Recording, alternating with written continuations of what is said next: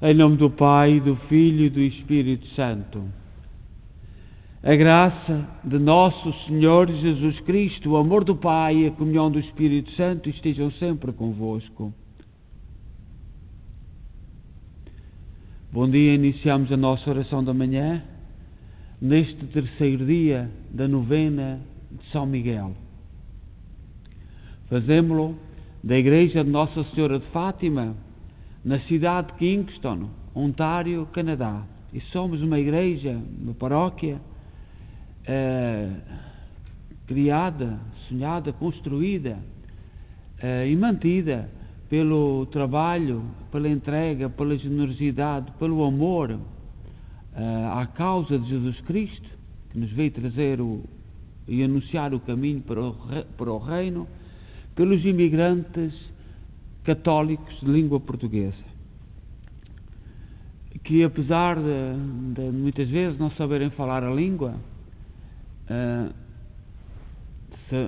outras vezes um pouco perdidos, porque não estavam na sua terra, não estavam na sua pátria, com o coração cheio de saudades e olhando para o futuro cheio de incertezas, tiveram e têm tempo para se dedicar àquilo que amavam, porque o Senhor diz: onde tiveres o teu coração, aí tens a tua vida. E todos os dias nós devemos fazer uma homenagem, sobretudo no tempo em que vivemos, em que há um individualismo tremendo, um aparente individualismo, mas uma falta, uma desconfiança, um medo uns dos outros daquilo que dizemos, daquilo que pensamos, um medo de tudo aquilo que nos cerca. A geração que agora está a partir, que está a morrer, criou uma sociedade de liberdade, onde se podia dizer tudo, onde se podiam pôr os porquês, e às vezes sem grandes culturas, mas um grande amor à vida interior. Aquilo que a pessoa era no seu interior era aquilo que exteriorizava. Não precisávamos ter medo nem angústias. E vivemos um tempo que é preciso colocar perguntas, é preciso interrogarmos-nos, é preciso saber de onde viemos, para onde vamos. E não é alguém, sejam doutores, não sejam doutores, tenham andado na universidade ou não tenham andado na universidade, sejam políticos muito famosos, muito importantes, que nos poderão impedir de colocar perguntas e porquês. Quando se colocam perguntas, não se fazem afirmações, são perguntas. E é perguntas que nós queremos ter a liberdade de fazer. E diante de São Miguel, nós perguntamos acerca da grandeza de Deus e pedimos que Ele nos indique o caminho para descobrirmos verdadeiramente Deus. E hoje as leituras bíblicas que nos falam dos santos, por exemplo, Isaías, no capítulo 52, versículo 1, no Antigo Testamento, diz assim: acorda, veste tua força, ó Sião, veste roupa de festa, Jerusalém, cidade santa, pois nunca mais entrarão aí o gentio ou o impuro. Jerusalém, Jerusalém, quantas vezes eu quis reunir teus filhos, como uma galinha reúne seus pintainhos debaixo das asas, mas não quiseste. Pois eu te digo, desde agora não mais me verás, até que digas: bendito aquele que vem em nome do Senhor. Diz São Mateus, capítulo 23, versículo 37 a 39. O anjo São Miguel exprime a imagem de um chefe vitorioso. A ele recorremos na certeza de que Deus leva seu povo à vitória, graças ao triunfo de Jesus sobre o pecado e a morte, A missão angélica só será perfeitamente cumprida no fim da história. Por enquanto, em plena caminhada, enfrentamos grandes adversidades. Assim é a vida do povo de Deus, a Igreja e cada um de nós. Celebramos todas as nossas mazelas até ao dia em que cantaremos com o salmista na definitiva liturgia pascal: bendito que venha em nome do Senhor, diz no Salmo 118, versículo 26. Neste terceiro dia da novena da festa de São Miguel, do arcanjo São Miguel, o defensor das causas de Deus, nós temos no tempo presente que invocar a sua presença no meio de nós, para vencermos as forças do mal, revestidas de bem. No Evangelho, o Evangelho sempre nos falou na hipótese de lobos vestirem a pele de cordeiros. Sempre nos falou do mal disfarçado do bem. Mas também, sempre em toda a história, houve pessoas firmes nas suas convicções, no seu acreditar. E a construção destas igrejas com tantas dificuldades, não se sabia a língua, não se sabia se encontravam trabalho, os imigrantes faziam os trabalhos piores da sociedade, e havia tempo para a generosidade, para se dar e para testemunhar com beleza, porque esta igreja, a nossa igreja e todas as outras igrejas estão cheias de beleza, para anunciar aquilo em que se acreditava. E nós vivemos agora um tempo que precisamos de pensar nestas coisas, precisamos de refletir, precisamos que o anjo de São Miguel nos venha indicar o caminho com outras novas dificuldades, com uma sociedade criada com tanta fartura, com tantos bens, mas tão perturbada, tão inquieta, sem saber para onde caminhar, e cheia de cegos a querer conduzir outros cegos. Vamos rezar o Salmo número 11.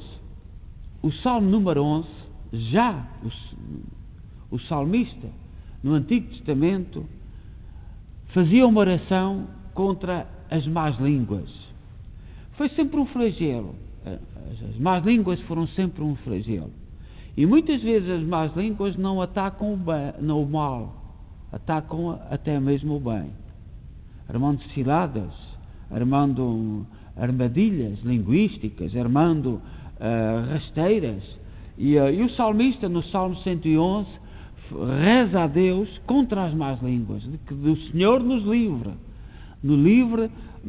das más línguas, que muitas vezes são como armas, são como armas de destruição, que destroem a alegria, destroem a paz, destroem a harmonia familiar, destroem a harmonia nas empresas, destroem a harmonia nas nossas igrejas, nas nossas comunidades. As más línguas têm o trabalho de fazer o trabalho do demónio. E Santo Agostinho diz: porque éramos pobres, o Pai enviou o seu Filho para reparar isto. Mas demora, é preciso esforço e sacrifício. E diz o salmista no Salmo número 11, então, a sua oração contra as más línguas: Senhor, salvai-nos, já não há um homem bom, não há mais fidelidade no meio dos homens, cada um só diz mentiras ao seu próximo, com a língua falsa e coração enganador. Senhor, calai todas as bocas mentirosas e a língua dos que falam com soberba, dos que dizem: nossa língua é a nossa força, nossos lábios são por nós, quem nos poderá dominar? Por causa da aflição dos pequeninos, do clamor dos infelizes e dos pobres, agora mesmo me erguerei, diz o Senhor, e darei a salvação aos que a desejam.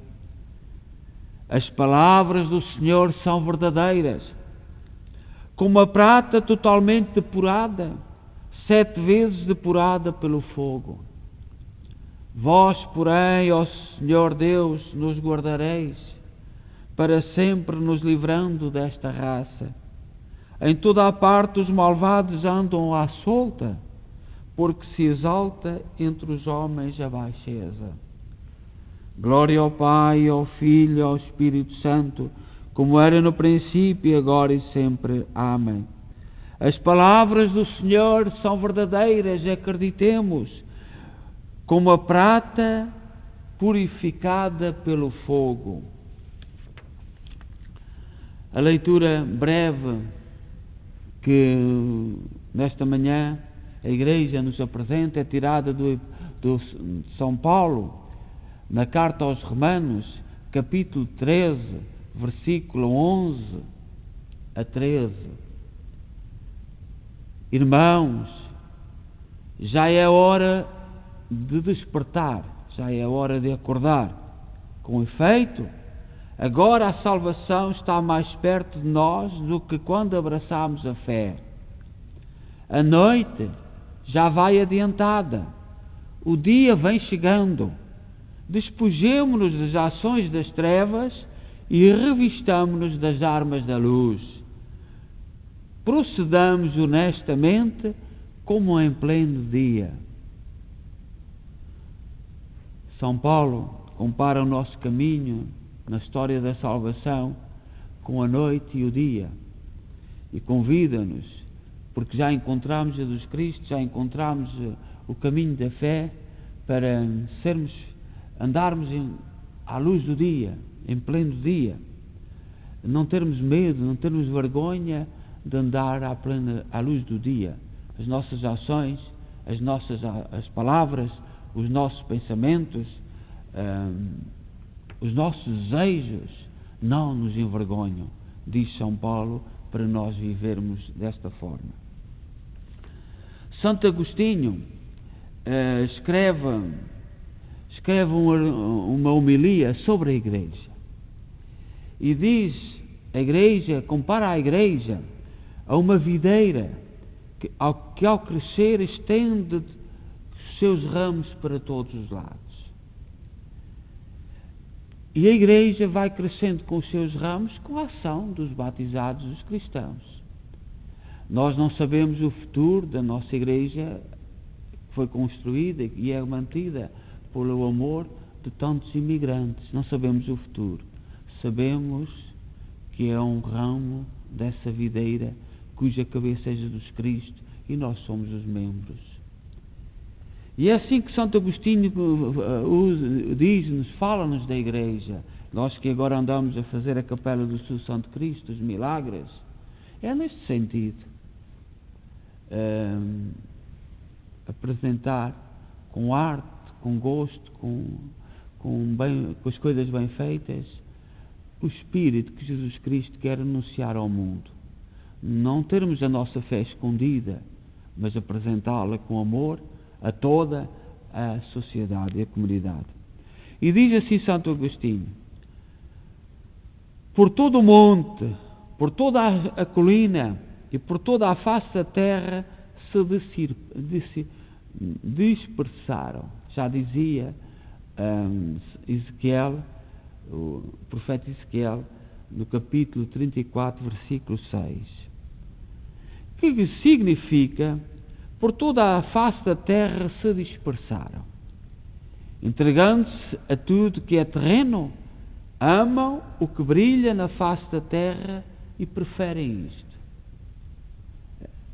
O mandamento que Jesus Cristo nos trouxe espalhou-se por toda a terra. E a vida que Jesus Cristo anunciou deve brilhar em nós. Não querem morrer para que a sua vida fique escondida em Cristo. Por toda a face da terra, pelo amor às coisas terrenas, ou porque há ovelhas desgarradas por toda a face da terra, estão em diversos lugares, uma só mãe, a soberba, as deu à luz, como uma só, a nossa mãe católica gerou todos os fiéis cristãos dispersos por todo o mundo. Não é de admirar se a soberba gera a separação, a caridade gera a unidade. Contudo, esta Mãe Católica, este pastor dentro dela, procura por toda a parte os desgarrados, fortifica os enfermos, cura os doentes, pensa os fraturados, a uns por meio destes, a outros por meio daqueles, sem se conhecerem mutuamente. No entanto, ela a todos conhece, porque por todos se estende. Ela se assemelha à videira que, ao crescer, se estende por todos os lados. Junto dela há ramos inúteis, cortados pela foice do agricultor por causa da sua esterilidade, de sorte que a videira é podada, não amputada. Estes ramos, onde foram cortados, aí ficaram. Na videira há ramos inúteis que o que fazem é prejudicar os frutos da videira. E por isso vem o vinhateiro e separa, lança fora esses ramos estéreis. E é este o papel de Jesus Cristo, com a ajuda dos arcanjos, dos santos anjos arcanjos. A videira, porém, crescendo por todos os lados, não só conhece os ramos presos a ela, mas ainda os que foram cortados. Todavia, aí vai buscar os irradios, porque a respeito dos ramos partidos, diz o apóstolo, Deus é poderoso para enxertá-los de novo. Diz São Paulo aos Romanos, capítulo 11, versículo 23. Quer compares as ovelhas desgarradas do rebanho, quer os ramos cortados da videira, não é menos poderoso Deus para reconduzir as ovelhas do que é para enxertar os ramos, pois é o grande pastor, o agricultor verdadeiro. E por toda a face da terra se dispersaram, e não houve quem os buscasse, quem os reconduzisse entre os maus pastores, porém não houve um homem que as procurasse. São Agostinho, ao comparar as vidas que são separadas da cepa e das ovelhas que se separam do rebanho, alerta-nos que ficamos mais expostos às forças do mal. Um cristão, longe da mãe igreja, sem sacramentos, sem viver o dom da Eucaristia, fica mais exposto às forças do mal, às forças do demónio. E é isto que os santos nos disseram ao longo da história da salvação e que Santo Agostinho hoje repete.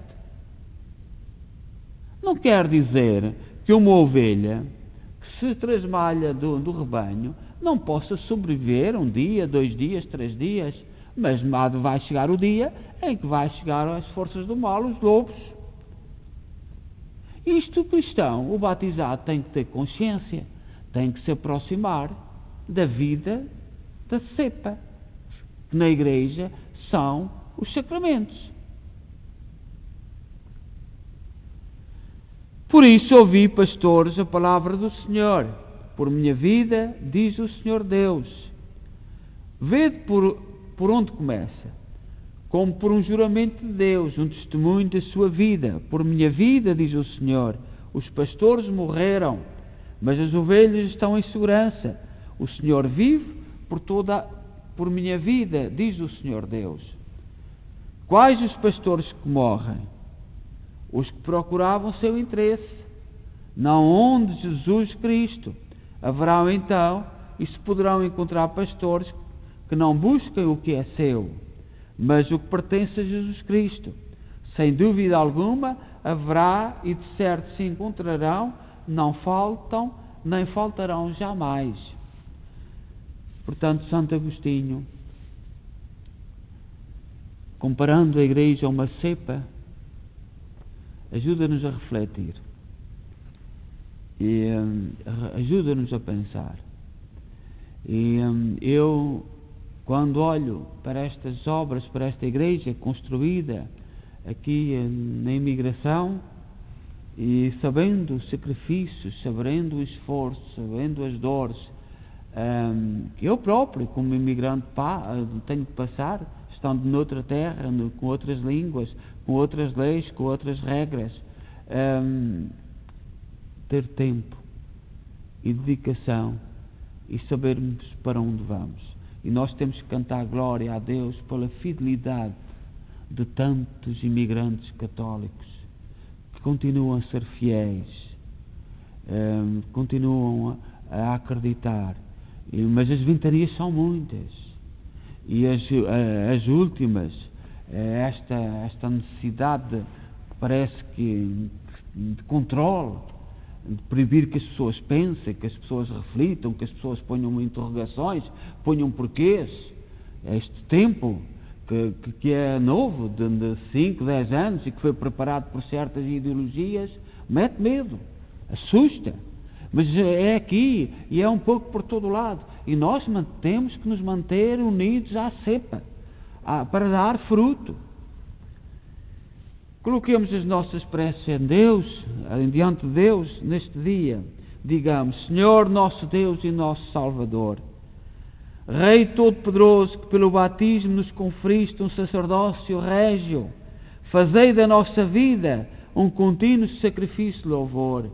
Senhor nosso Deus e Salvador, Rei Todo-Poderoso, ajudai-nos a guardar os vossos mandamentos, para que pela força do Espírito Santo permaneçamos em vós e vós permaneçais em nós. Senhor nosso Deus e Salvador, Rei Todo-Poderoso, dai-nos a vossa sabedoria eterna, para que ela sempre nos acompanhe e dirija os nossos trabalhos. Senhor nosso Deus e nosso Salvador, Rei Todo-Poderoso, não permitais que neste dia sejamos motivo de tristeza para ninguém, mas causa de alegria para todos os que convivem convosco. Senhor nosso Deus e nosso Salvador. Pai nosso que estais nos céus, santificado seja o vosso nome. Venha a nós o vosso reino. Seja feita a vossa vontade, assim na terra como no céu.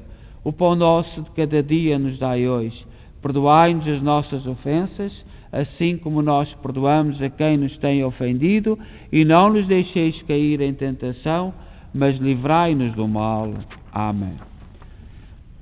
Façamos a oração de São Miguel Arcanjo neste terceiro dia da novena.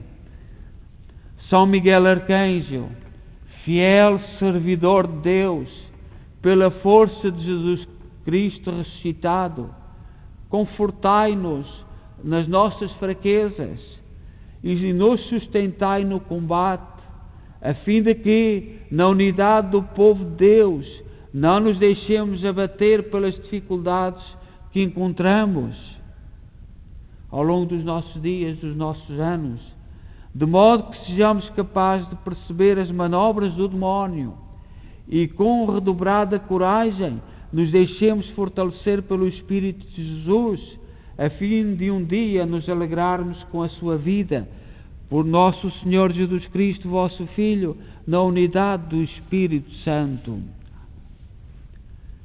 Oremos. Acolhei, Senhor, as preces desta manhã, e por vossa bondade iluminai as profundezas do nosso coração, para que não se prendam por desejos tenebrosos os que foram renovados pela luz da vossa graça. Por nosso Senhor Jesus Cristo, vosso Filho, na unidade do Espírito Santo. Amém. O Senhor esteja convosco.